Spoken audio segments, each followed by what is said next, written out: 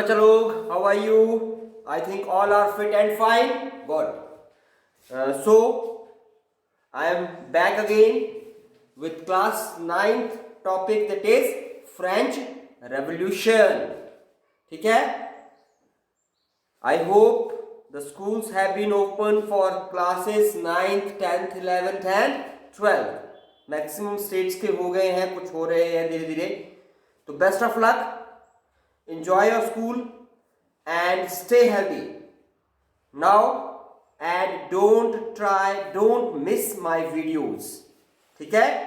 So we are back again. I am back again with the topic that is we are doing of class 9, that is French Revolution.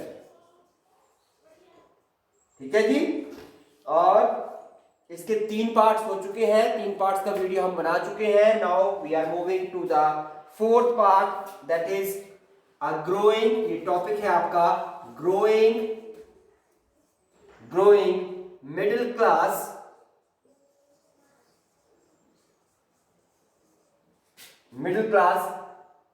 and messages.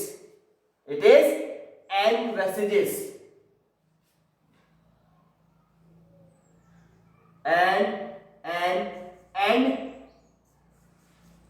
and to privilege बताया था आपको क्या होता है, privileges.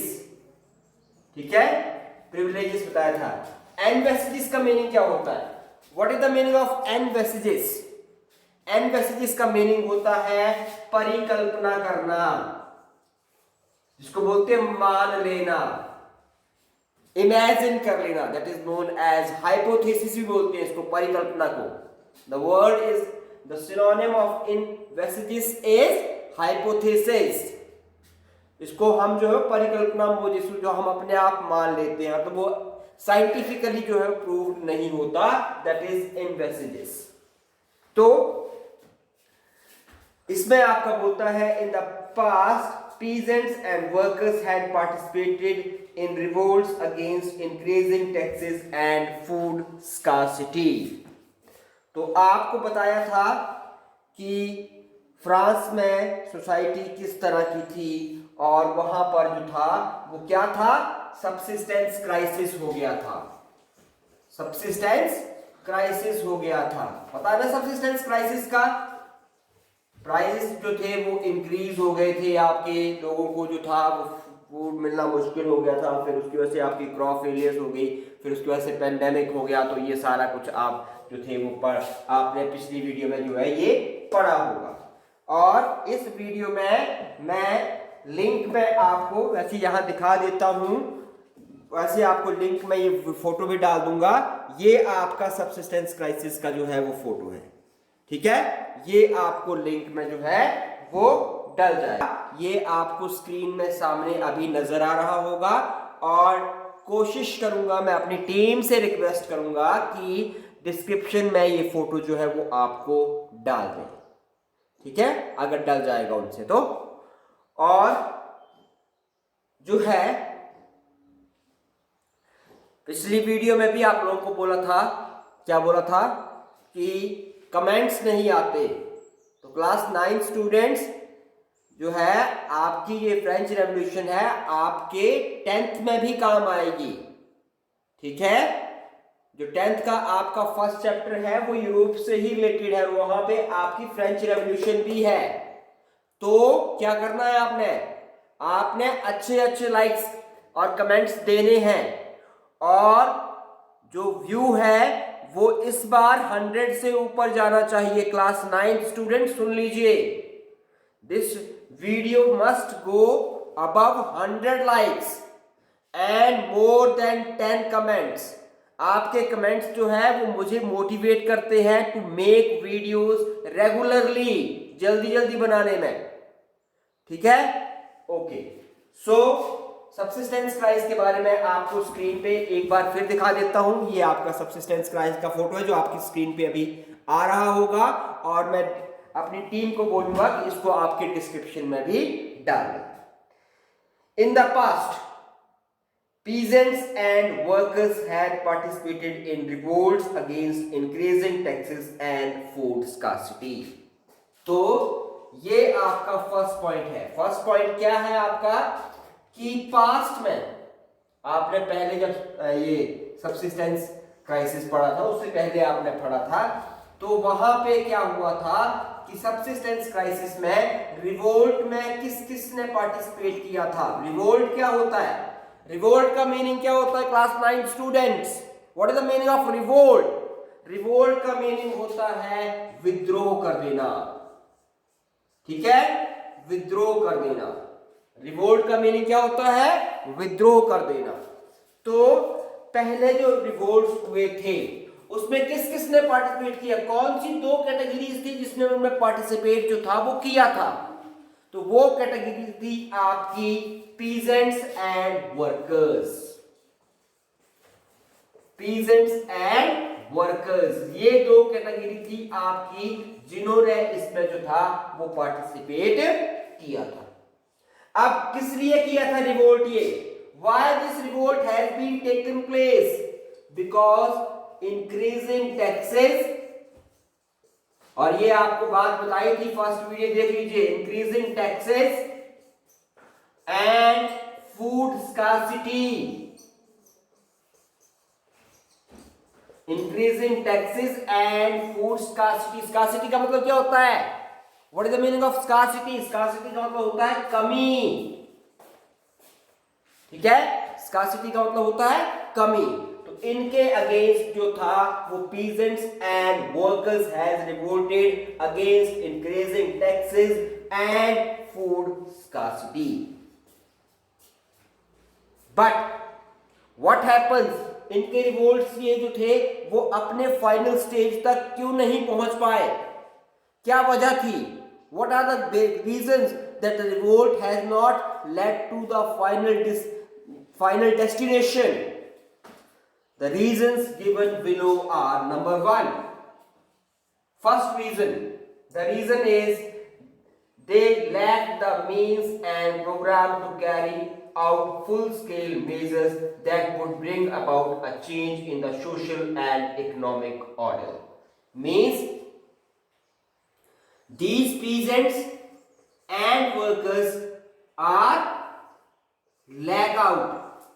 lack means lack का मतलब यहां पे कमी है. lack in किस चीज में lack थे? in means. means क्या? what is the means? means methods, तरीके, programs. those are known as the means and program to carry out full scale measure. How to carry out a full scale measure? Now what do you mean by full scale measure? Full scale measure means किस तरह से programme को जो है वो long term पे लेके जाना है. How to carry a program for a long term. ठीक है, that is known as a full scale measure. जब भी कोई रिवोल्ट या कोई आपका जो है वो धरना प्रदर्शन जो कुछ भी आपका स्टार्ट होता है, that does not start within one day. It takes a lot of time to, किस चीज के लिए चाहिए तो lot of time? It takes a lot of time for what? To plan. ठीक है, ये बात आप आज की डेट में जो आपकी जो फार्मर्स हमारे बेचारे जो है वो बैठे हुए हैं, आप देखिए 65 डेज या 66 डेज हो गए हैं. तो it means how much they have planned. तो इनके पास जो था पीजेंट्स और वर्कर्स के पास फुल स्केल मेजर्स मींस नहीं थे, प्रोग्राम्स नहीं थे कि किस तरह से इस प्रोग्राम को या रिवोल्ट्स को जो है या इन धरने प्रदर्शनों को जो है वो आगे बढ़ाया जाए. This was left to those group within the third state who had become prosperous and had access to education and new ideas. अब क्वेश्चन ये अराइज होता है कि अब ये जो मीन्स थे और फुल स्केल मेजर्स थे या प्रोग्राम्स थे वो किसके ऊपर छोड़ा जाता था? वो कौन लोग डिसाइड करते थे? तो मीन्स और फुल स्केल मेजर जो था आपका वो छोड़ा जाता था जो आपकी थर्ड स्केल के प्रॉस्पेरस लोग थे। अब थर्ड स्टेट में प्रॉस्पेरस लोग कौन आते थे आपको बताया था, अगर आपको पिछला वीडियो याद हो तो आपने देखा होगा कि थर्ड स्टेट में जो लोग आते थे वो मैंने आपको यहाँ पे एक बॉक्स में लिखे थे। मैं दोबारा लिख देता हूं, अगर आपने को याद नहीं है तो मैं दोबारा वो लिख देता हूं। तो third state includes big businessman, big business, उसके बाद मर्चेंट्स, उसके बाद आपके जो है वो कोर्ट ऑफिशियल्स,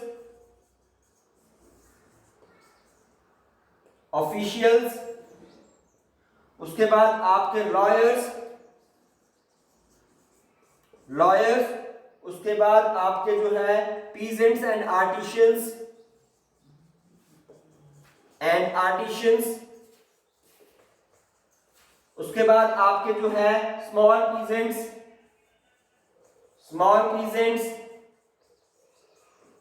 और आपके जो है लैंडलेस लेबरर्स एंड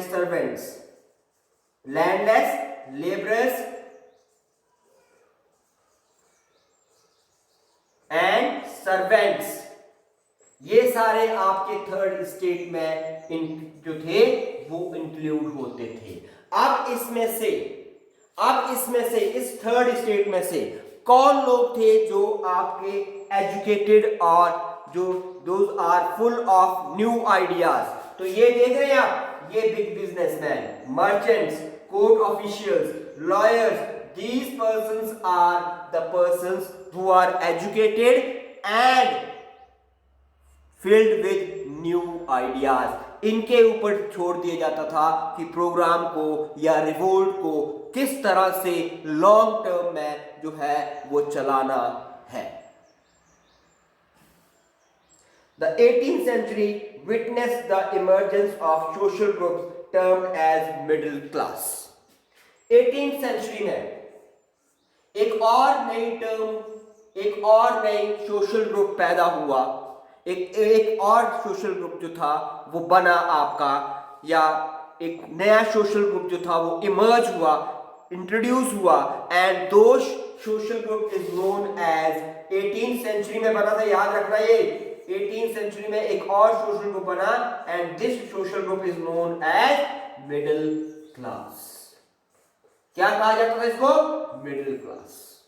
जैसे हम और आप लोग जो है we came in the middle class, हम लोग और आप लोग जो है वो मिडिल क्लास में आते हैं।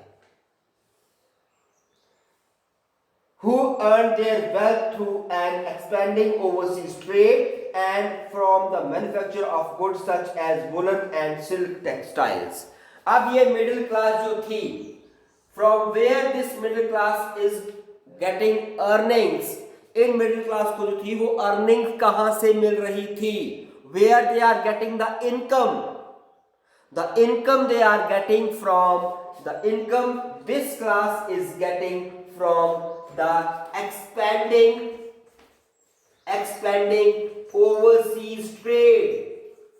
overseas trade मतलब expanding का मतलब जानते होंगे ना, expanding का मतलब होता है बढ़ाना, विस्तार करना, इंक्रीज करना, ठीक है। Now overseas trade, what is overseas trade? Overseas trade means when we trade across the sea, when we trade across the sea, that is known as overseas trade। when we trade with the other countries who are those other side of the ocean or other side of the sea, that is known as overseas trade। So this middle class is getting the income, getting the revenue from the expanding overseas trade, and secondly where they are getting the income? They are getting the income from कहां से? They are getting the income from the manufacture of goods, from the manufacture of goods, ठीक है। They are getting the income from these two things। expanding overseas trade and manufacture of goods. अब now which goods are produced, कौन सी goods जो थी वो produce की जाती थी उस टाइम पर 18th सेंचुरी में, कौन सी गुड्स प्रोड्यूस की जाती होगी? अब 18th सेंचुरी का जो टाइम पीरियड था वो ये था 1700 टू लेकर 1799 तक, ये टाइम पीरियड था आपका। इसमें कौन सी गुड्स जो है प्रोड्यूस की जाती होंगी? तो आपको पता होना चाहिए कि जो सबसे पहली जो इंडस्ट्री आपकी इंडस्ट्रियलाइज हुई थी वो कौन सी थी? Which industry was firstly, which industry got industrialised first? सबसे पहले कौन सी इंडस्ट्री जो थी वो मैकेनाइज्ड हुई थी? Which industry got mechanized first? कोई आंसर देगा? You have to answer this in the comment box. ठीक है, आपको कमेंट बॉक्स में इस क्वेश्चन का आंसर देना है। All those who will watch this video have to give the answer in the comment box that which industry firstly get mechanized in the world. ठीक है, तो that is मैन्युफैक्चर होती थी गुड्स, वो कौन सी होती थी? That is textiles. कौन सी टेक्सटाइल्स? अब टेक्सटाइल्स ही बड़ी सारी होती है, कॉटन टेक्सटाइल होती है, वुलन टेक्सटाइल होती है, सिल्क टेक्सटाइल होती है। कौन सी टेक्सटाइल्स? मेनली दो टेक्सटाइल्स, दो कौन सी? One is the woollen textile and second is the silk textile. ये दो, इन दोनों में जो गुड्स प्रोड्यूस होती थी, इनसे जो था वो मिडिल क्लास को इनकम जो थी वो आपकी मिल रही थी। That were either exported or bought by the richer member of the society. अब ये गुड्स किसको बेची जाती थी? क्वेश्चन ये राइज होता है, ये गुड्स किसको बेची जाती थी? These goods were either exported to the different countries. ये गुड्स आपकी जो थी वो दूसरी कंट्रीज को एक्सपोर्ट कर दी जाती थी।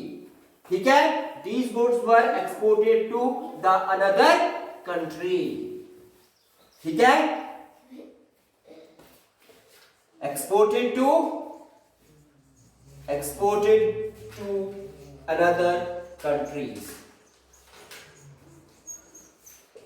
बाहर के देशों में भेज दी जाती है। Export means to send the goods to other countries, या फिर these goods are bought by, bought मतलब होता है खरीदना, और bought by किसके द्वारा?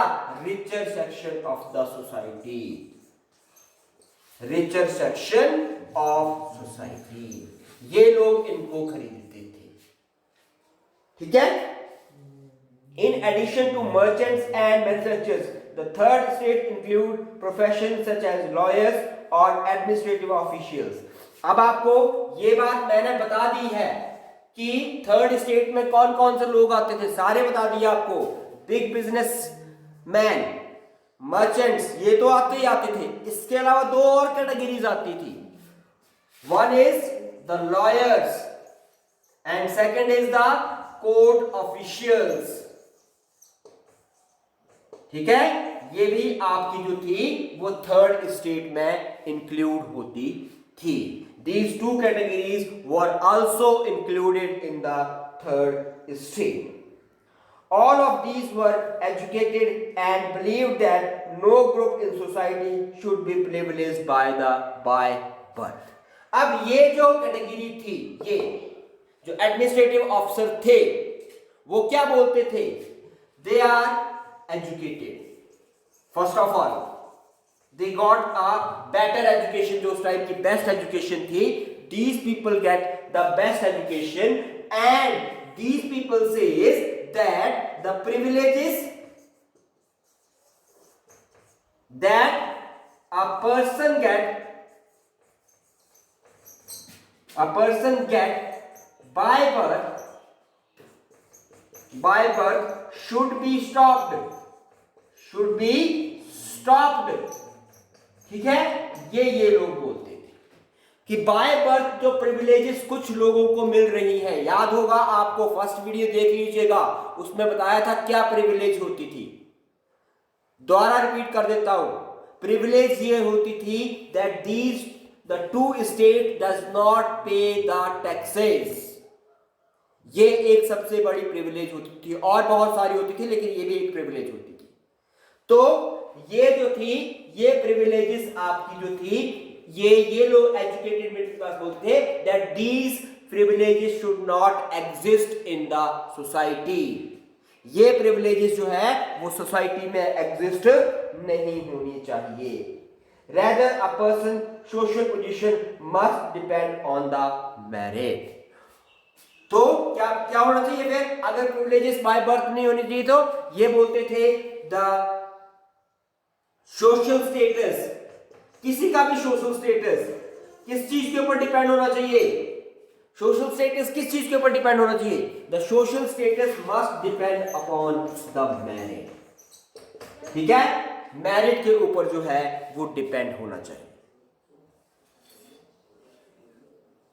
These ideas emphasizing a society based on freedom and equal laws and opportunities for all। और यहीं से ही, इसी आइडिया से society got emphasised, society got emphasised, emphasised हुई। क्या एम्फसाइज का मीनिंग आपको बताया था, हाइपोथेसिस। उन्होंने एक नई कल्पना को जन्म दिया, एक नए आइडिया को जन्म दिया। किस आइडिया को, कि that all are equal, all are equal in the eyes of law, or law should be equal to all the persons। ठीक है, each and everyone should be have equal opportunities, सबके पास बराबर के मौके होने चाहिए, बराबर की अपॉर्चुनिटी जो है वो मिलनी चाहिए। ठीक है,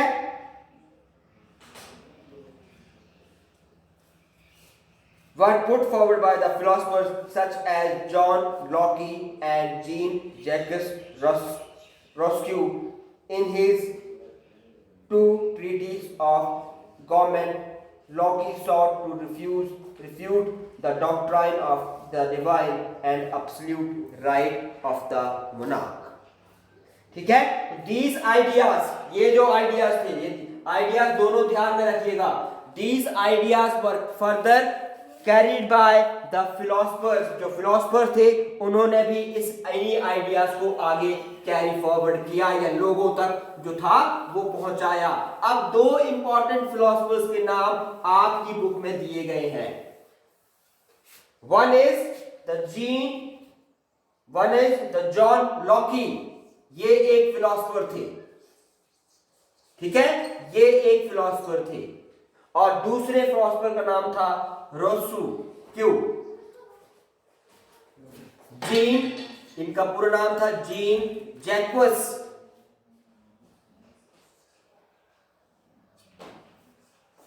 जीन जैक्वस रोसियो, इनका नाम तो शायद आपने सुना भी हो, रोसियो का नाम आपने सुना भी हो। इन्होंने जो था वो इन आइडियाज को, किन आइडियाज को, इन आइडियाज को जो था वो आगे बढ़ाया। In his two treaties of government, Locke sought to refute the doctrine of divine and absolute right of the monarch। John Locke की एक बुक थी, इस बुक का नाम था two treaties of the government. क्या नाम था, ये नाम था बुक का, मैं अंडरलाइन कर रहा हूं, two treaties, TREETIES, treaties of government. ये मैं गवर्नमेंट का शॉर्ट फॉर्म लिख रहा हूं, ठीक है, आपने इसको पूरा लिखना है, मैं शॉर्ट फॉर्म लिख रहा हूं। टू ट्रीटीज ऑफ गवर्नमेंट में इन्होंने जो था वो दो चीजों को रिफ्यूज किया था। जॉन लॉकी ने अपनी book the two treaties of government में दो चीजों को जो था वो रिफ्यूट किया था। कौन सी दो चीजें? दो चीजों, डॉक्ट्राइन ऑफ द डिवाइन, एक जो थी वो थी आपकी डॉक्ट्राइन ऑफ डिवाइन, ठीक है। डॉक्ट्राइन ऑफ डिवाइन क्या थी? डॉक्ट्राइन ऑफ डिवाइन जो थी वो ये थी कि the birth, the privileges should not be given by birth. This is known as the doctrine of the divine. And second is the absolute rights of the monarch. Absolute rights of the monarchs. ठीक है, इन दो चीजों को इन्होंने अपनी book two treaties of government में जो था वो क्या किया था? अपनी टू ट्रीटीज में जो था वो आपका रिफ्यूज किया था। सो थैंक यू बच्चा लोग।